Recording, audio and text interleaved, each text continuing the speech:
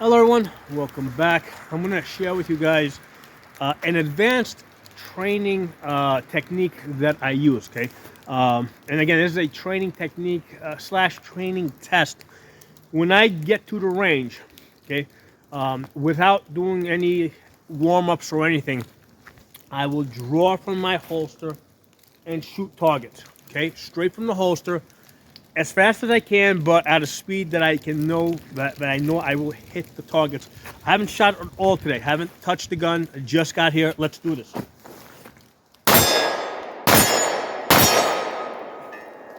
The reason why I do this, okay, is because I don't know. I guess about 12 years ago, I had noticed that when I get to the range and I do a whole bunch of shooting, because a lot of times people get to the range, they'll set up, they'll start shooting. A lot of times they'll start shooting with some other gun other than the one that they normally carry.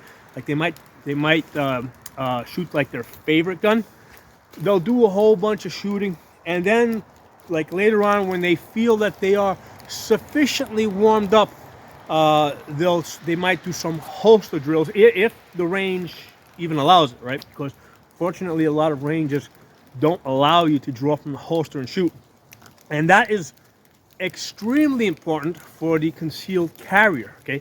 Because as a concealed carrier, you're always going to be drawing from the holster and shooting. And what I observed, okay, about 10 to 12 years ago, is that there was a very big difference, both in myself and when I was observing other people, when they had some time to warm up and then they strapped on the holster and they were shooting, versus and this is something I would do with more advanced people, right? This is not something you're going to do if you're a beginner. This is not something, this is with people that I have had many training sessions with. They're already carrying a gun. They already got the carry permit, if it's a state where they got to have a carry permit.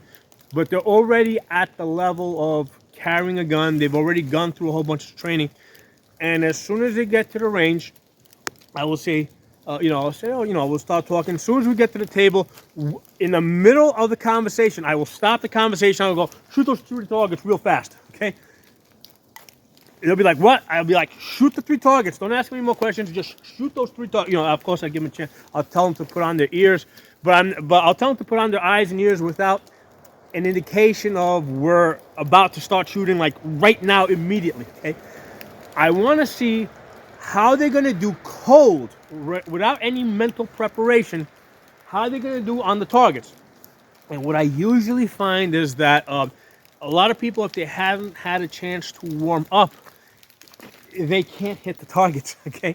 The first 2, 3, 4, 5 shots, 6, 7, 8 shots sometimes, they cannot hit the targets. They don't go, especially if they got iron sights only, they do not go to the iron sights, right? Because they haven't mentally prepared.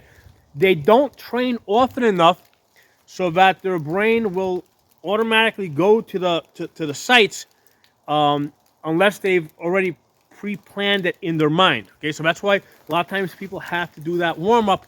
They'll do the warm-up, and then all of a sudden they'll strap on the holster, and yeah, now from the first shot they're hitting the targets. Easy stuff, right? Same people, different day. I'll ask them, you carry a gun? Great. Here, put on your eyes and ears. I start talking about something else to distract them. Shoot those 3 targets immediately. What? Shoot them right now. Miss, miss, miss, miss, miss, miss. Okay. So there's very big difference, in that mindset, right? Having warmed up, having prepared, having gotten used to lining up your iron sights, having gotten used to your trigger press. Okay, when I catch people off guard like that, unless they like really shoot on a regular basis like I do, or not just me, there's other people that shoot on a regular basis, but unless people shoot on a regular basis, they forget that they have to go to their iron sights, or they have to look for the reticle. Now, I see a very big difference. There's a big improvement in people that are just using iron sights versus people that are looking for a reticle, because the nice thing about the reticle, especially if it's big and bright, right? You're gonna find that you're gonna look through it. When you extend that, something like this ACSS, Okay, what I tell people is take your finger and point it at the target. Right, when you point, I'm behind the camera, so I can't quite do it so easily. But when you point your finger at the target, what will usually happen is as you point, that reticle will appear someplace in the window, at least the edge of that, and then you'll be able to find it. Okay. I've noticed a very big improvement with people when they're using the ACSS over if they're using just a dot, just like a 6M way dot. Big improvement with the ACSS system. Now, again, when I'm not talking about like competition shooters that have done like thousands and thousands and hundreds of thousands of repetitions. The average concealed carrier, I mean, maybe they go to the range once a month. Sometimes they'll go every other month, or sometimes when they initially, like, they'll train for a couple of weeks during the summertime. They'll train consistently, right, 2-3 weeks in a row. But then at some point they'll drop off. The family will want to do other things on the weekends, kind of thing. So what I find is that, outside of competition shooters, outside of people that like shoot regularly, on their own properties, most concealed carriers, when I test them and I say, draw your gun and shoot those targets immediately, right? And I catch them off guard like that, they don't go to their iron sights. In fact, not only don't they go to their iron sights, they don't punch straight out.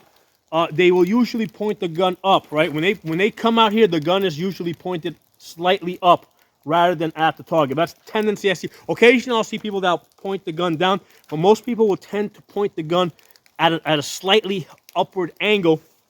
And again, they're shooting way high on targets. Okay, so something I wanted to put out there.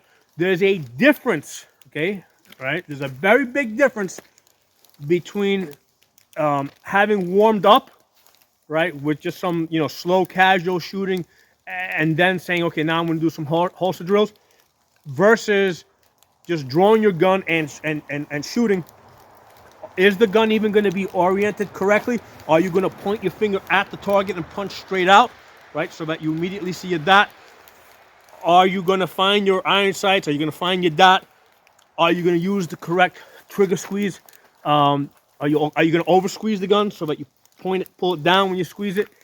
The only way to know what you're going to do in a real self-defense situation where you don't get time to think about these things is go to the range frequently, and the first thing that you do when you get to the range is immediately shoot the targets out of the holster without any practice, without any preparation, without just draw and shoot. I'm obviously doing it in a safe manner, make sure that you orient yourself in the right direction, follow the safety rules.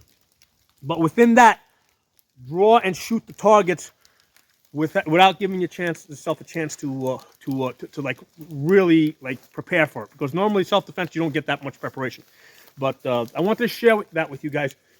Also, while I got you guys here, again, since this is a concealed carry discussion, anytime we're going to have a concealed carry discussion, I'm always going to advise you guys to get yourself a prepaid lawyer. There's a number of different companies out there. In fact, at some point I'll do a video where I'm comparing the three popular companies.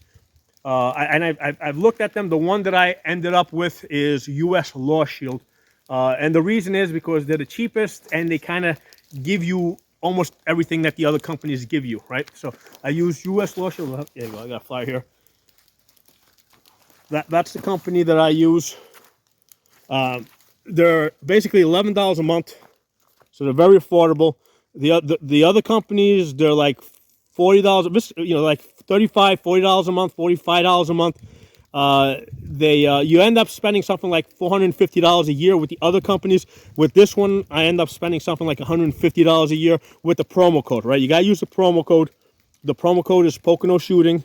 You got to sign up either through the website or the app. Okay, so the app is US Lawshield. There's the website. And just in the code field, put the promo code, and you'll get some discount. It is different state by state. In some states, they waive the sign-up fee, which I think is $20. In other states, they give you like 1 extra month. In other states, they give you 2 extra months. So you use that promo code, and whatever, you'll get some benefit. But even if you're not getting a benefit, even if they weren't offering you some type of a promotion, it's worth it, right? Because if you ever get into a self-defense situation, especially if you're in an anti-gun state, okay, you are a political enemy. Okay, they're gonna try and